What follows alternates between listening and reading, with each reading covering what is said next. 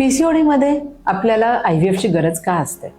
तर 30 ते 40% पीसीओडीच्या पेशंटमध्ये काही जेनेटिक कारण असू शकतं, जेनेटिक डिसऑर्डर्स असू शकतात की त्यामुळे स्त्रीबीजाची वाढ होतीये, इंजेक्शन्स देऊन वाढ होतीये, स्त्रीबीज तयार होते, फुटतंय, पण तरी सुद्धा गर्भधारणा राहत नाहीये.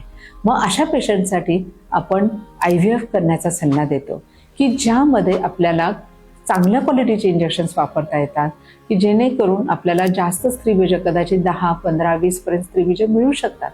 मग ह्या स्त्रीबीजांच्या नंतर आपण वर्गीकरण करतो, त्याच्यातले जी चांगल्या क्वालिटीची स्त्रीबीज असतात त्या स्त्रीबीजांपासून गर्भधारणेचा प्रयत्न केला जातो. आणि बऱ्याच वेळा असं लक्षात येतं पीसीओडीच्या पेशंटमध्ये आपल्याला कदाचित बीज मिळतील 15-20, गर्भ तयार होतील फक्त 10. फक्त या 10 मधले 2 किंवा 3च गर्भ चांगल्या क्वालिटीचे निघू शकतात.